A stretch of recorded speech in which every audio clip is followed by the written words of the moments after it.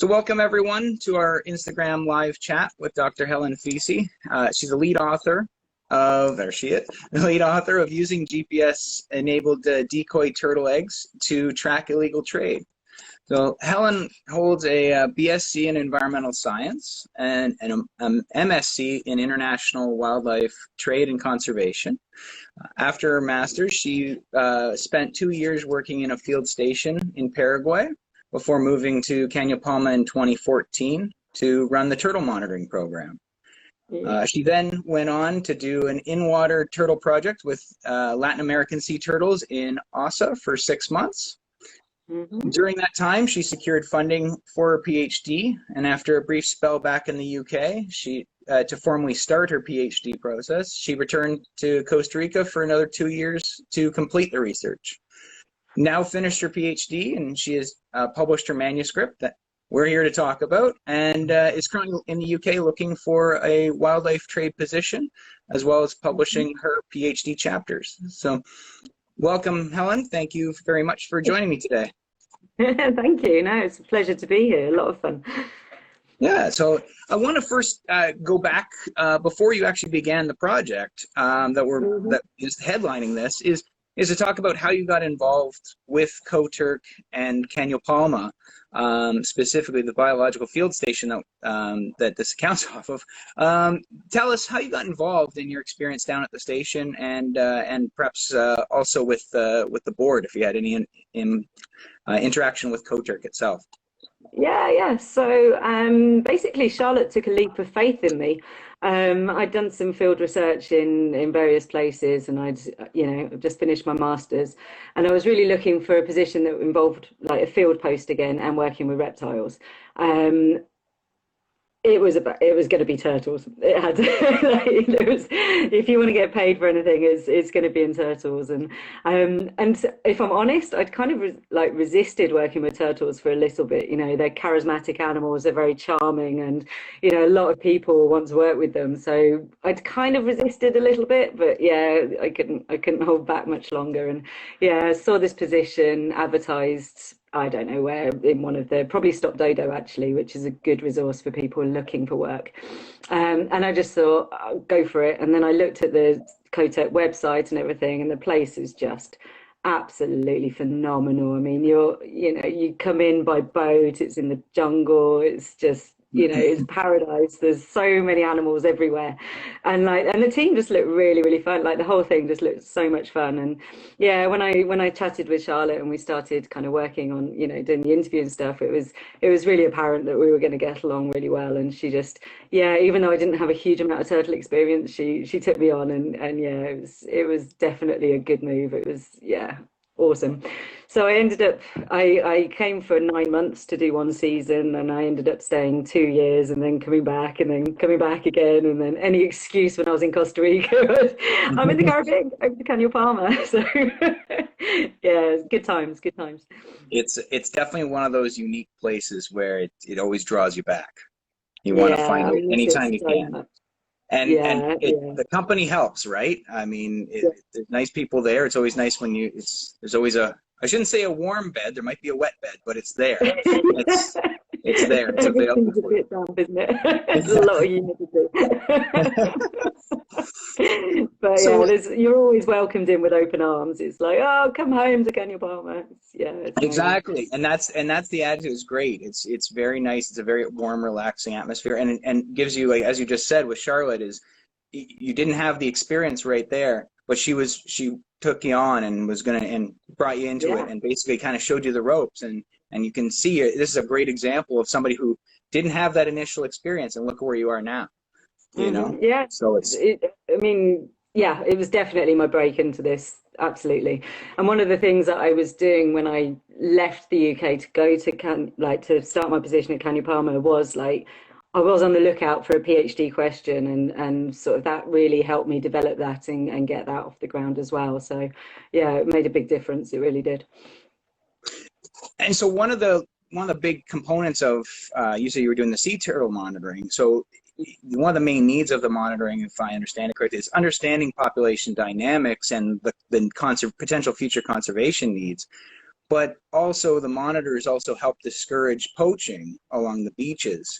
And how big of an issue is turtle poaching in Costa Rica? Either perhaps you could speak specifically on that on the Caribbean side, but perhaps also relate to the Pacific side as well. Yeah, I mean, it's really, really like localized. So in some beaches, there's virtually no problem. They're probably the more isolated beaches that are harder to get to. But over on the Caribbean, it is particularly bad. You've got different beaches needing to employ different strategies because of the different levels of poaching. So, for example, in a place called Pequari, which is south of like Caño Palma, Tortuguera, it's further south along the coast. On that beach, it's quite different because for a start, it's legal to be on the beach at night. So there's no restrictions like there are at Playa Norte and yeah, at the STC as well. They have different rules, but and so you have this situation where people can be on the beach, which makes it a lot easier to take eggs. Like Right. you're not, you know. So when you've got that situation, like the problem there is so severe, and people really only go there just to take eggs or turtles. And so you find yourself in a situation where you're racing the poachers, literally, like you'll be walking next to them, walking alongside them with your team, because the deal is whoever gets to the turtle first can have those eggs or the turtle itself. So, wow. that's a really severe example on one extreme. And then what you have at Playa Norte, or certainly when I was there, and I don't really want to talk about too much about what's happening now because I've not been there myself, but you know, I can guess. But at Caño Palma, the poaching, it's illegal to be on the beach at night, which means that people are much, much more secretive about it, which makes it a lot harder. And so by having patrols on the beach, it's sufficient to keep the numbers down, or the number of poaching events down. And so you have to employ different strategies. So in Pequare, for example, they have to have a hatchery. If they don't move eggs off the beach, they're going to get taken. Whereas at Caño Palma, yeah, exactly. But at Caño Palma, it's slightly different in that the poaching pressure is there, but it's not so high that it justifies having a hatchery. And we could talk for ages about the pros and cons of hatcheries as well. I think that will off our aims. But yeah, so certainly for Caño Palma, the best method is just to be on the beach, you know, preventing poaching and yeah, just deterring people from actually like approaching turtles because you're with the turtle. And you know, it's the same principle applies. Like if you're with the turtle, it's your turtle. You've got it. So it's just a case of getting to the turtle first and staying with her and getting her back to sea to keep her safe. So in terms of quantifying it, it's really difficult to tell, and I should imagine it varies from year to year depending on different pressures. So but one of the kind of key things about protecting the eggs is that whereas when you take a turtle, that turtle is then out. But if you take the eggs, you're not actually going to see the effect of that for about 25 years, because it takes approximately that long for the turtles to actually reach sexual maturity and come back to the beaches to nest. And so with that time lag, you really don't know what damage you're doing or how bad the situation is now, because the poached generation isn't going to be visible in the population until 25 years or however long it takes for that population to reach sexual maturity. So yeah, it's a big problem, and it's something that we really need to be kind of focused on and aware of, and sort of working as one of many strategies to deal with. And so down there, when you were there as the turtle monitoring intern, correct? Yeah, so, yeah, it was the head intern position I had, yeah. Yeah, and so that just to point out, we want to thank the Toronto Zoo for a lot of their funding and support of these the turtle monitoring program. And so it was basically, yeah, it was a lot of nighttime, overnight, late night running those beaches. It's almost like running the gauntlet sort of thing, right? Yeah, it's a lot of work. It's a lot of work. There's no point pretending that it's easy to do. Like, I think people have this image of like walking along this kind of moonlit beach and thinking that they're just going to encounter turtles every 20 minutes, and sometimes it is like that. Don't get me wrong. Like peak season, you can be tripping over turtles to the point where you actually would like them to stop now. You just want to go to bed. But also on the other hand, there's nights, and you can go for a really long time just walking and walking in the dark, trying to keep a low profile so the poachers don't know where you are. And sometimes it's raining. A lot of the time it's raining. Sometimes it's raining the minute you get in the boat to go there. It's not always comfortable, but honestly, the rewards are fantastic. Like when you get a leatherback, for example, it's just, yeah, it blows your mind. Incredible. Blows your mind. Yeah. It It's makes it surprising how big they really are. You don't get that really, and appreciation, right? yeah, and like you get there and you think, oh, it's not that big, because you see it and it's still buried in the sand and stuff, and then it starts moving. You're just like, okay, well, this is It's like a small car kind of going back into the water, right? yeah, Yeah. wheelies, yeah. Yeah. That's incredible. I mean, so that experience there, and as you said, you were heading down with a research question in mind, and so how about how about you tell us about how your research project then started? I mean, you say you went down for the idea of having with a question or looking for a question, and so did that question come from when you were there and doing that monitoring? Yeah, it all sort of came together at once, really, because I'm not going to go into the ins and outs of my PhD question, because that gets really complicated. But I was looking at kind of the legal trade and the illegal trade of turtle eggs in Costa Rica. In kind of developing this question, it was actually Molly, who was at the station, who's been the research coordinator quite a few times there, or been there for ages. But yeah, she actually found this article about these decoy eggs that were being developed, and passed them over to me. Thank you, Molly, appreciate that. And she basically was saying, have you seen this? These guys have got these tracking devices that they're going to put in turtle nests. And I'm like, what? Okay.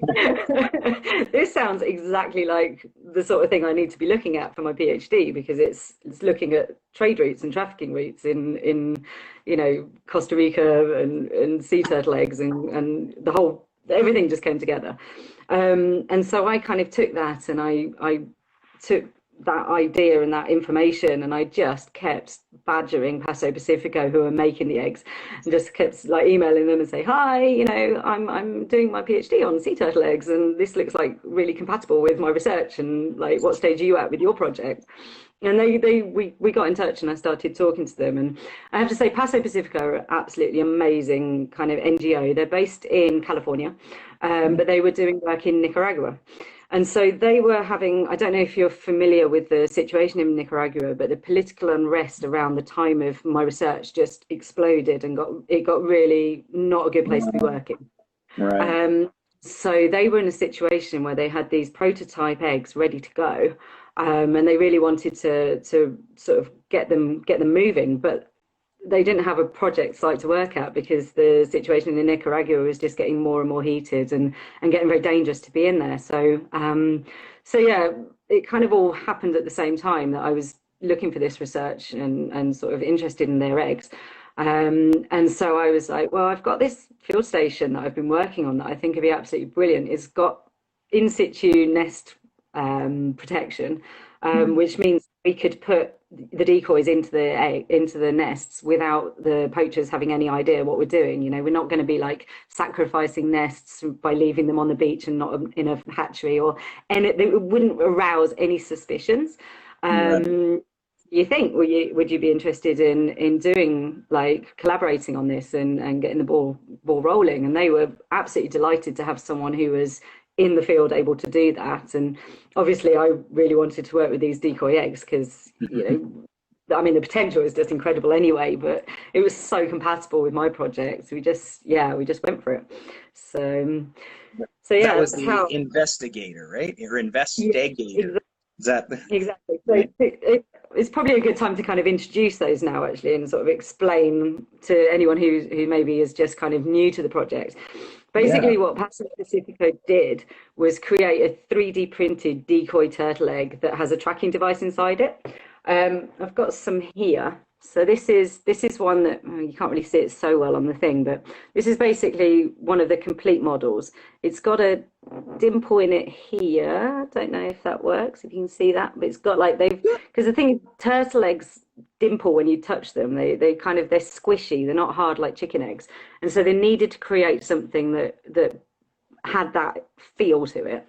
But inside, what you've actually got, this is the right way up, is, oh, I don't know how well this will show, but Yeah, you can see the pictures on that's Instagram good. anyway. But Yeah. basically, what you see is there's a battery pack here, and this is the transmitter itself with a little space for a local SIM card.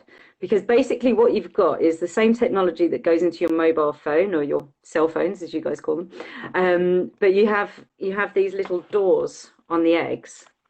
When you open the eggs, there's a charging port, and then there's a little, I can get it open. Yep, that's where your SIM card will go in.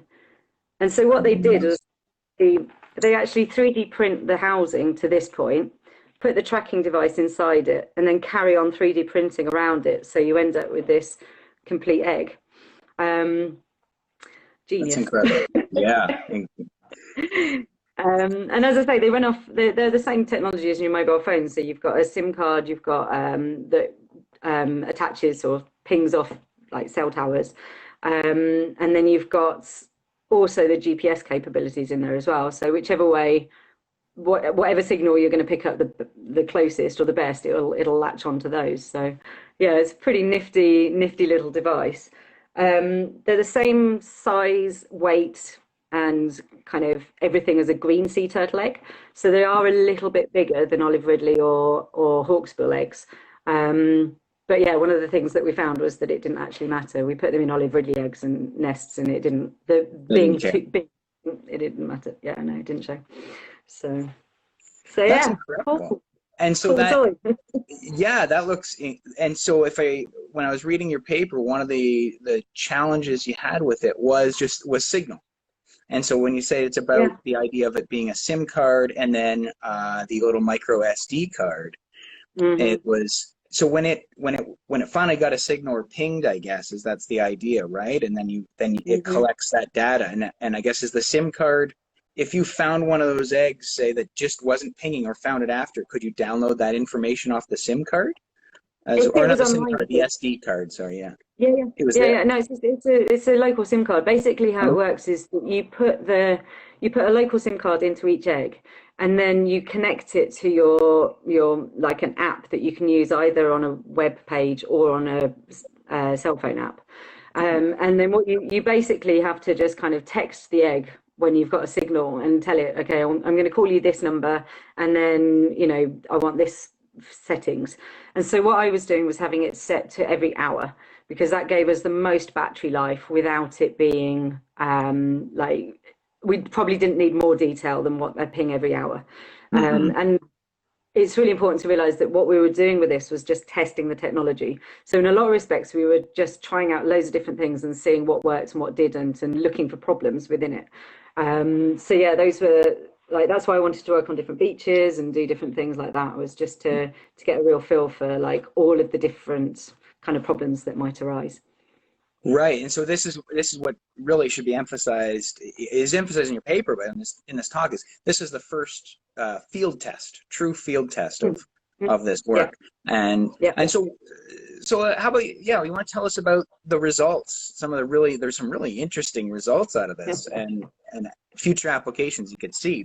But yeah, please let us know. Yeah.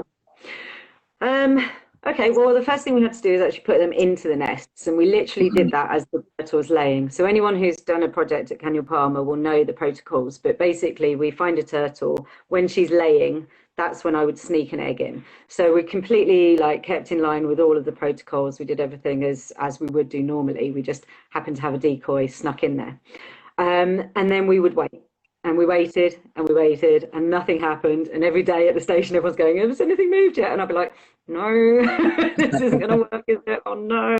But then some did get discovered as well, which was really disheartening. Like the first egg to be found next to a nest was just like, that's it. That's it. The project. We're done. But we persevered, and thank God we did, because after that we actually started getting like tracks from the eggs. And so yeah, we got some quite amusing results. Like I think the first track came online on like way out of the jungle, because for those of you who haven't been to the station, you basically have the beach, a load of jungle, get out of the jungle, you come out in by boat, and then you hit a road and start moving inland. And it wasn't until things actually, like the eggs started coming online inland, that we'd actually pick up a track, because that was the best place to get a signal. And so our first track, it was quite a short track. It came online sort of, I don't know, Carriari, Guapiles kind of area, but like it started moving up north, which was quite interesting. It was like, oh, I wasn't expecting it to go there. Like, if anything, like we'd expected to go to Le Mans, or I don't know, anyway. But yeah, followed it, got a couple of pings off it, and the actual final like ping that it gave us was from a riverbed, which kind of suggests someone's kind of clocked it, they've bought it, they've realised, and they've just gone, and thrown it in a river. Tossed it away. Yeah, exactly. You can imagine their frustration at not being able to eat this egg. So, but then we also started getting like results that were quite kind of significant and quite useful. Like one of them, we actually had a situation where we got part of a track again, and again it was sort of once it had come inland. And it really didn't give us very much information. It gave us maybe 2 or 3 pings, and it stopped in town, and okay, fair enough. But then what we actually got was about 10 or 11 days later, we actually received a WhatsApp message with some photos in it. And like the guys that had bought the egg had sort of realized that they couldn't eat it, had dissected it, taken a load of pictures of it, kind of opened up and gone, what is this? What's going on? And then actually got in touch with a conservation project to say, is this your technology? But the really interesting thing about that, it was quite interesting that it obviously wasn't a sensitive issue for them to actually contact a turtle program and say, we've got this, you know, because it's kind of incriminating. But the other thing was they actually gave us a load of information about the trade chain that had gave us information before they'd actually like picked up the track. So they filled in the blanks for us in a lot of respects and said, oh yeah, a whole nest of eggs was bought at this location at this time. And yeah, it kind of passed. Yeah, it's like bycatch data, if you like. It was, yeah, completely unexpected. So that's incredible that they were willing to perhaps risk themselves, you know. Well, this is what we thought. But then, as like through doing my other research and interviewing people and talking to people about kind of the legal and illegal trade of turtle eggs, what we found is that one of the things is that it's not actually illegal to buy eggs. It's illegal to take them out. It's illegal to traffic them, and it's illegal to sell them. But it's not actually illegal to buy them, which is. One reason that they may have been less concerned about it. The other thing was I did quite a lot of work interviewing people and asking them about sea turtle egg trade. And what we found was that it just was not a sensitive issue. Like people weren't concerned about discussing it. They were quite happy to sort of talk about it. And so this was kind of another reason why we think that it wasn't too big a concern for them. And I think when they actually sent us those photos, they were actually expecting to see a camera in there, and they were looking for like a camera lens.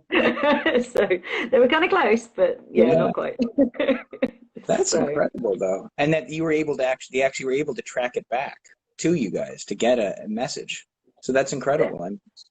It came through 2 other parties. There was a tour guide sent it to someone else who then sent it on to us. So yeah, it took a little bit of time. But one of the things that we just kind of put out was we were just saying, oh yeah, we're just monitoring what's going on inside the nest, and just because it's not that unusual to put foreign objects in turtle nests. Like people have been doing it. I think they did it at Canyon Palmer actually, where you can put like temperature measurers and things like that. So it's not too big a leap to kind of say, well, this is what we've been doing. So True. Yeah, I guess that's it. And the fact that they probably would look at it and go, it's probably just another temperature log or a data log, and they wouldn't think it was actually tracking them or anything.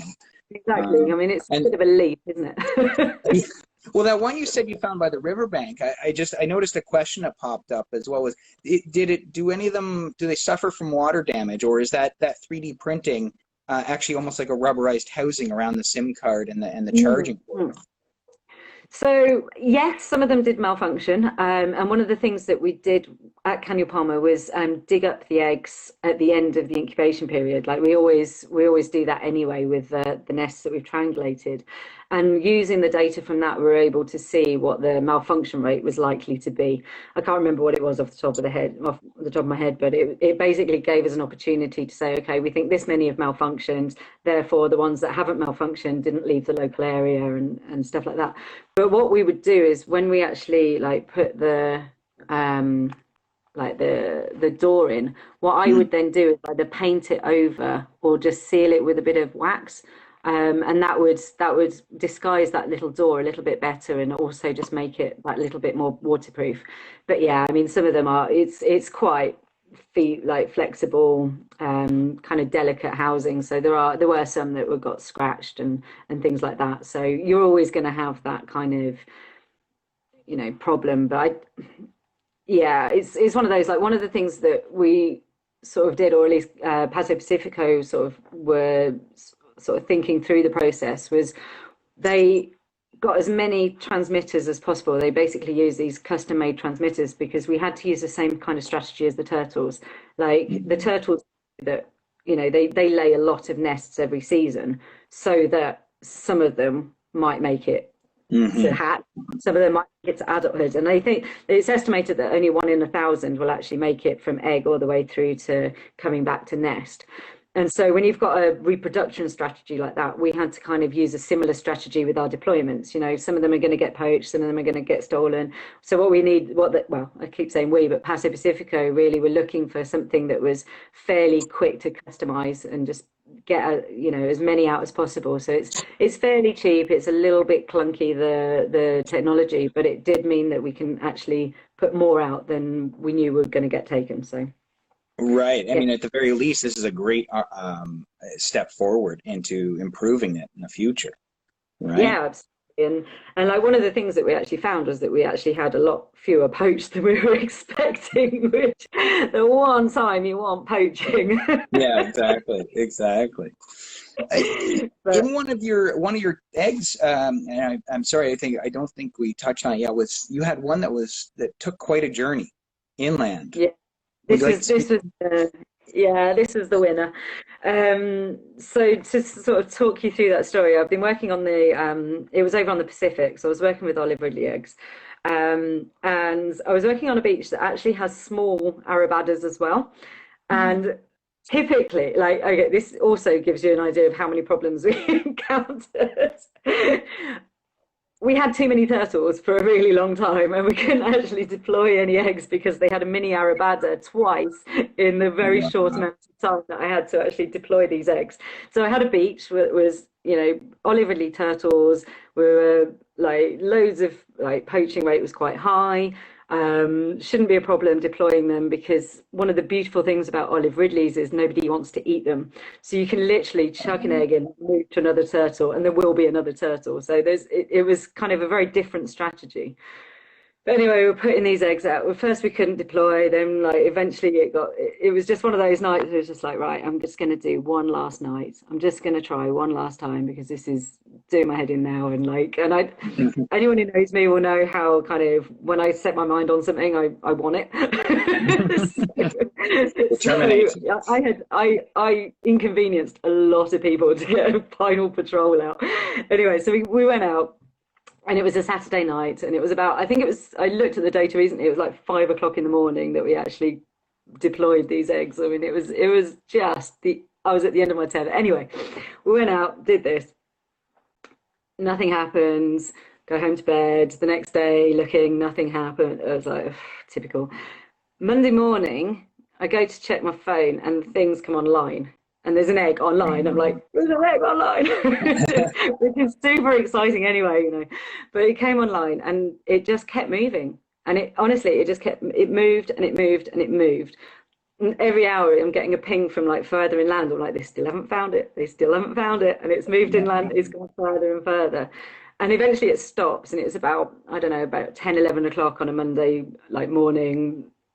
And zoom in on the final ping, and it hasn't moved for a few hours now. So I'm like, okay, I zoom in, and it's behind a supermarket loading bay. It's in this dodgy back alley. There's this honestly, why would you be there? And I know you've got illegal eggs because you've got my one with you. Like, this is amazing. This has happened. And the thing about the accuracy of these eggs, because it's in a suburban area, it's like in the middle of the Central Valley, like you can see to within 10 meters precision. So I knew that this was, and I'm zooming in, and you can look on like Google Maps and you can change it to satellite view. I mean, it's exactly the same as you do with any, with any Wow. mapping program. And I'm like, I know exactly where that is. And honestly, the temptation to get in the car and go and find it was Exactly. one thing, but fortunately, it was like other logistics prevented that. But I was just like, wow. The next day, I went to download the data from the egg because I was like, right, that's it. It hasn't moved for hours. They found it, and it's in a residential property. It's in someone's house, and I can identify the exact house it's in because the roof color. Like, I can see Wow. it. So I was just like, this is incredible. That pretty much shows that we've proved the concept. This is what we're trying to do. We've got a situation where we've taken an egg and we've deployed it on the beach. Someone has definitely taken it out of the beach, and then there's been a delay which suggests that it might have been handed over to a trafficker, which, given what we know about the people who are actually like taking eggs out of the beach and the people that are moving them inland, like the capabilities are a little bit different. So we've got this egg, and then it just moves and moves and moves and goes to what can only be described as a back alley transaction. I mean, it's just such a dodgy deal. And then it's ended up with a final consumer because it's in a residential property, which pretty much tells us what we knew about egg sales in the coastal areas, which is that the eggs are usually sold door to door as quickly as possible, just make a quick buck. And that seems to be a similar pattern that we found in the Central Valley. Like, they're being sold door to door. Like, this egg didn't go to a market. It wasn't mixing in with any legal eggs or anything like that. This is like very much an underground black market transaction. So yeah, that was Incredible. incredible. That was a good day. Yeah. Yeah, I'm sure the temptation was even greater, yeah, to go knock on that door and just be like, could I have I my... did drive there. I did. Oh yeah, on my way back to the Caribbean, I did drive past and check it, and I was like, "I know it's No, in your really? house." Oh, wow. That's incredible. Yeah, well, I think that's proof of concept in the idea that you said about the SIM card, that the more technology, the more towers that are around that can ping that, the greater the accuracy you can get, right? Exactly. I mean, over in the Caribbean by Canyon Palma, we were finding that the ones that were pinging, they were all giving the same location, which is the one cell tower in Tortuguero. So, there's only so much you can do with that, but we knew that they were staying in the local area. So, I mean, that didn't really tell us anything that we didn't know already. I mean, we know that we need to target demand reduction campaigns locally, and that's very useful information, but it's actually incredibly challenging. And there's been so much research about how, even when you inform people of what the problem is, even people who care, doesn't necessarily mean they're going to change their behavior. And so that's a whole new kind of can of worms. And really what I think is the approach, and I think it's one of the approaches that Canyon Palma are doing really, really well, is that educating the children early on, not even necessarily about turtles or conservation work, but giving them a basic education so they can go on to high school. That's what's really going to make a difference, because the people that are taking the eggs off the beaches, they're just trying to make a quick buck. Like, they don't have employment opportunities like they would do if they had an education. And certainly when I was in Pequare, where we were literally raping the poachers, I was interviewing them, and they were basically telling me, some of the guys couldn't even hold a pen to sign the consent form to say I could use this information for my research. Like, their literacy level is so low. And so you've got these kind of really marginalized individuals, and especially they also migrate into coastal areas specifically for turtle season. So what you really want to be doing is tackling that issue, which is, it's bloody hard work walking up and down a beach looking for turtles. Like, if there's a better way of making money, like having a job, or it's Exactly. Well, if they're willing to put in hours, yeah, you can see that they've got the drive. The drive's there. They just don't have the means, the wherewithal to get the job. Yeah. Yeah, Wow. so if you had a situation where you can actually give the youngsters today, if they can be educated so that they can have an education, which means they don't have to go out onto the beach, and you're always going to have some poaching, you're always going to have a Hmm. little bit, but I think with that in combination with patrolling and these decoy eggs are just another part of that. It's a multi-pronged approach that we need to be taking.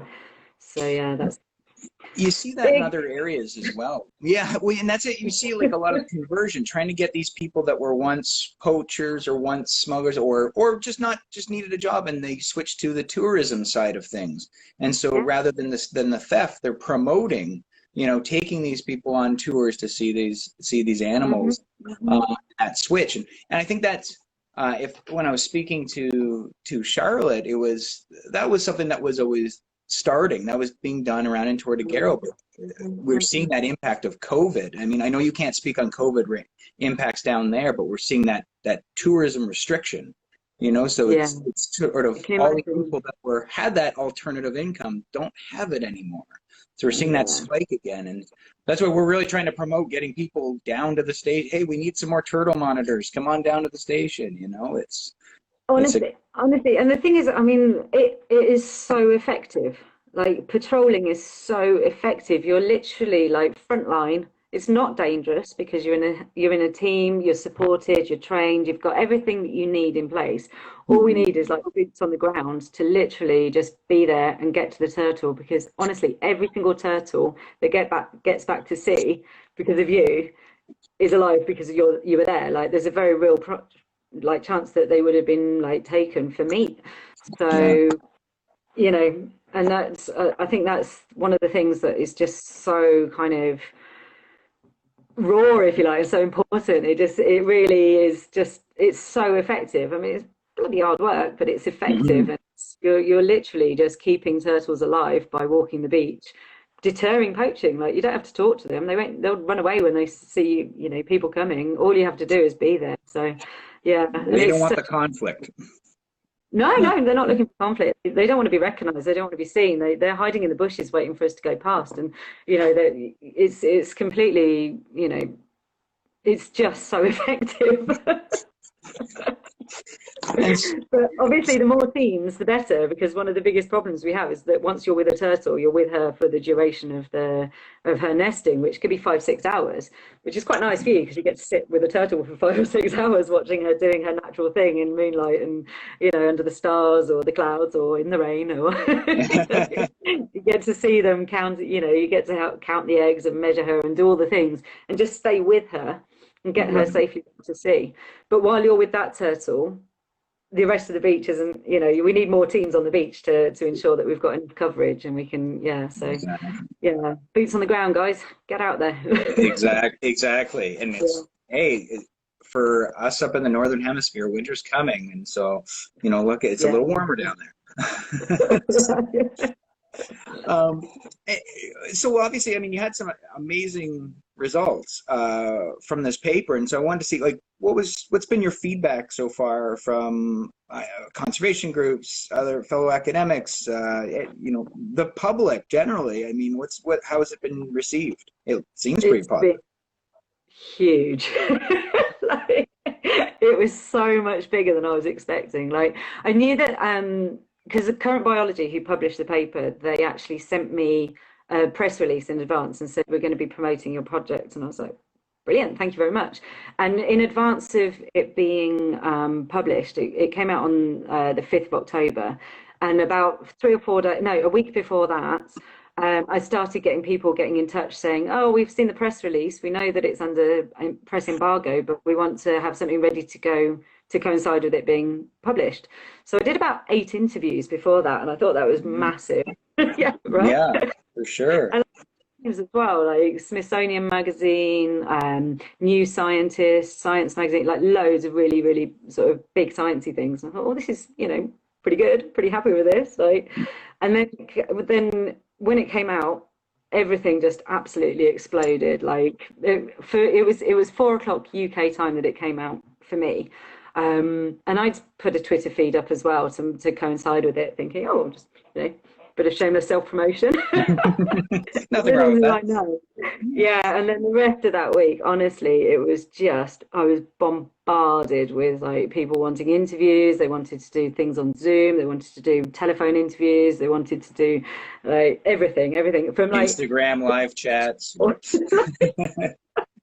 you know, I had National Geographic, I had the Weather Channel, and like, you know, I could name drop for a very long time, but yeah, it's been stunning. It's been really, really good. And the other thing that's been really nice as well is that the majority of it has been really positive. Like, there's not been too many trolls. There's not been too many people kind of going, oh, about this, and oh, you're tipping off the poachers, and all the things that, you know. Yeah. Actually, people have taken it on board, and the people that haven't have actually come back with constructive criticism that have given me an opportunity on Twitter to be able to say, thank you, that's a really good point, and I appreciate the opportunity to be able to respond to this. Yeah, you haven't got the whole story with this article because they didn't also mention this bit that we talked about, and a lot of it was about like, you know, the ethics of doing this, and, you know, it is covert research. So we, you know, an opportunity then to explain that as an academic paper, this isn't about getting somebody arrested at this stage. What we're trying to do is just test the technology. And so that's been a really nice kind of way of being able to integrate that for the articles or the radio shows or whatever it was that I did where that maybe wasn't featured in it. So yeah, it's been good. It's been overwhelming. I'm not going to lie. It was a lot bigger than I expected. But yeah. It's good, yeah. right? It's that, it sounds like, I mean, the whole adage of like, any news is good news, but it sounds like it was really all positive, minus, as you said, you know, the odd troll here and there, but you're always going to get that these days. Yeah, so, exactly. And to be honest, I mean, it's such a good news story as well at a time where we are literally bombarded with the US election and COVID. Like, exactly. It's really come at a better time for me. Like, everyone's ready to latch on to anything that's good in the world at the moment. So That's it. You hit the nail on the head. I mean, it's a positive thing. It's very few positive things around right now, and this has got a lot of good potential. And I guess that sort of brings me to that next sort of question: is like, where do you see this specific research going? Like, you know, with this tracking, with the idea of the. So in terms of turtle research, what we would like to see is more conservation projects getting involved and using the eggs, because one of the things that I was really trying to do with mine was actually find as many problems as possible, which is why I was going out onto different beaches. And we really found that just even within Costa Rica, that there were differences at different sites. So, for example, working with greens, as I said, it took a really long time to deploy the eggs because the turtle just takes so long to nest. Whereas on the Pacific, we didn't have that problem. You could literally just fire an egg in and go to the next one. It was fantastic. But one of the things that we really noticed, and we found out too late, was that in the Caribbean, all of our poachers are active at around 4 o'clock in the morning. So they're active at dawn. Whereas on the Pacific, we found out too late that they're all active at like 6, 7 in the evening. And so what we did was we spent an entire night putting out eggs, delighted with our progress, and thought, hey, record night, wicked. Scared them all off. Oh, wow. So yeah, is there a reason for that? Like, is there a reason? Is it just coinciding with because they're all of Ridley's versus greens? Do they just nest at a different time, or? Yeah, very possibly, or different motivations, or I don't know. It's just, I mean, I doubt that they're crossing, like the poachers are crossing into different coastlines. I think they're all just local people that just happen to work from the eggs from the night before or whatever. I don't know. But yeah, and the other thing that we found in the Pacific that we didn't have as a problem at Caño Palma was that at Caño Palma, the main predators of nests are, or mammalian predators, I should say, are domestic dogs. And they're really active at the end of the incubation period, which had no relevance to our project because our batteries would have run out by then, and you know the poachers aren't interested in eggs that developed. But then on the Pacific side, we were finding that we had mammalian predators that were like more natural, if you like. So we had like coatis and raccoons and things like that. And they'd literally be taking eggs out of the nest as the turtle's laying them. So that made our deployment strategy very different because it made us, they only really take the top layer of eggs. So we were finding that we were having to bury our decoys much, much deeper in the nest than we had on the Caribbean.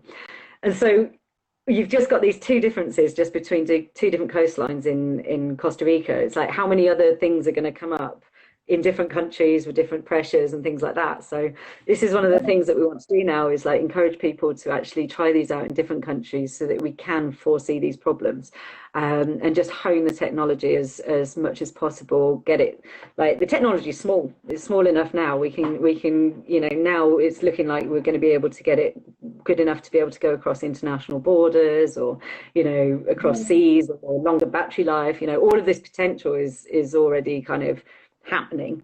And so really, in terms of turtles, that's what we want to do. But then this has applications for all sorts of other like species as well, because you literally just need to change the housing and the deployment strategy, and you could pretty much do it for anything that's kind of the right size. I mean, your limitation is the size and the battery life, but I know Paso Pacifico are working to put like transmitters in shark fins, and they're working on like a thing for that. There's also talk about maybe using them in parrot eggs, where parrot eggs are getting poached for collectors and things like that. So, as I say, there's all sorts of there's all sorts of different species that this could be applied to, and in some countries, crocodiles get their eggs get stolen. So, almost exactly the same housing for a turtle egg. It's just you're going to have to change your deployment strategy quite. Yeah, that would be an interesting one. Dealing with an angry mother crocodile is going to be your biggest problem there. So, so yeah, lots of different kind of problems, lots of different solutions, lots of different situations, and yeah, it's like, as I say, it's just in its infancy now. It's a case of just, yeah, the world is our oyster. It's a great proof of concept. And you're right. And now with this attention, as you were saying, I mean, it shines a good light on that, and says, you know, we can now, hopefully, that Paso Pacifico could actually get perhaps, you know, more funding to improve the technology even greater. You know, it's gonna last. Yeah, I mean, the field trial allowed them to get funding from wildlife, what's it called? Wildlife Crime Tech Challenge, I think it's called, or Wild Tech Crime Challenge.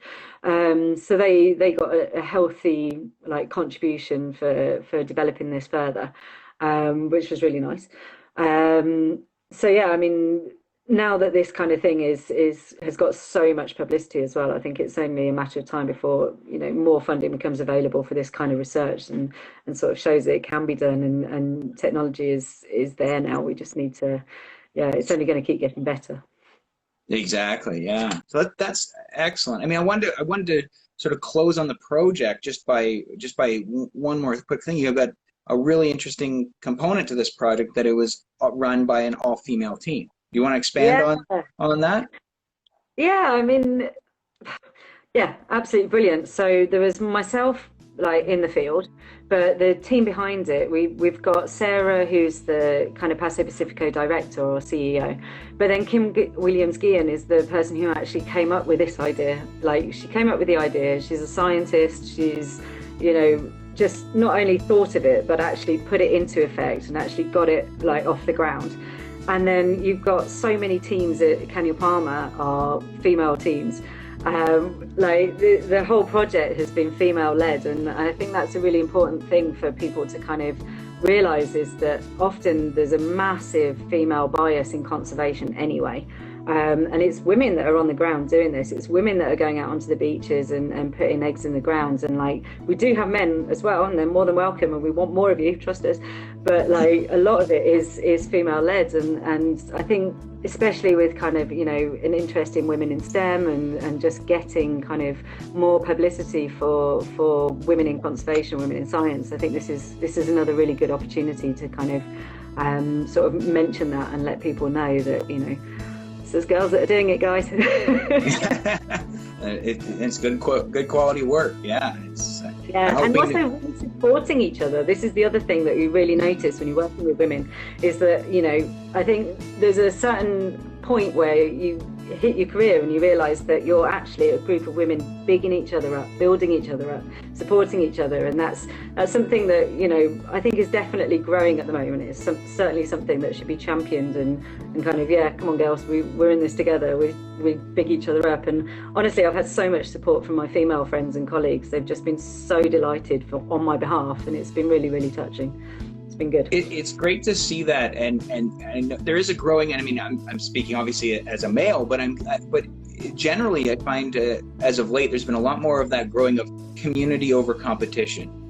Yeah, in many fields, but in this, it's everyone kind of working together, you know. Exactly, exactly. Yeah, yeah, yeah. And of course the turtles are all females. Yeah, we are. Well, the ones that come onto the beaches are. So I wanted to say, I mean, thank you very much, Helen. I had one more, just sort of a final question here. I wanted to say, like, what's next for you? So what's your next steps? Where are you heading here? Yeah, so I've still got quite a lot of research, like my research to publish from my PhD. I've still got 4 papers that are sort of in various stages of publication. I've got another project that I'm working with Canio Palma, where I'm using data from Canio Palma, the STC and Pequari, Latin American sea turtles. We're collaborating to put together a paper on the rate of poaching in the Caribbean. So that's going to be quite an interesting one, because it's a big question that people keep asking. It's like, how big is the problem? And it's like, well, yeah, I haven't got the data together yet. I'm still cleaning the data set, but that project is in progress. And yeah, I'm also looking for work. So I'm hoping that at some point somebody's going to realise that Dr. Helen Pheasy needs a job. If you're watching, there you go. Reach out to Helen. Thank you very much, Helen, for all this. This is a great information, and I will be putting this whole interview on the Canio Palma Instagram site, and as well the Facebook site. We'll also put in links to contacts, to Helen's contact as well, any additional information through that comes out beyond this. And as well, Helen, you mentioned was it a job site or a recruiting site? You mentioned right at the beginning of the interview that you were Stop Dodo. Stop Dodo is it's called Stop Dodo. Yeah. And it's where I found. I'm pretty sure it's where I heard about this original project with Canio Palma when I first came across them. But it's certainly, if you're looking to do like volunteer work overseas, or to get like, you know, early career positions or further down the line, there are a lot of jobs on there. So if you're looking for a field post, I really think it's a good place to start looking. So you never know what might be out there. But exactly. volunteer, honestly, is the best way to get experience and stuff on your CV if you're looking for work. And if you're going to volunteer, come down to the station. It's beautiful down there. You'll love it. It's so nice. Honestly, I miss it so much. I want to go back tomorrow. Even in the rain, it's beautiful. Oh, I'll take the rain. Yeah. Exactly. Even when the kitchen's flooded, don't care. I want to right. be there. When you have to canoe from your room to the kitchen, that's when you know you've really experienced Canio Palma. Yeah. Yeah. It's a good time, man. It's a good time. Thank you very much, and have a good evening.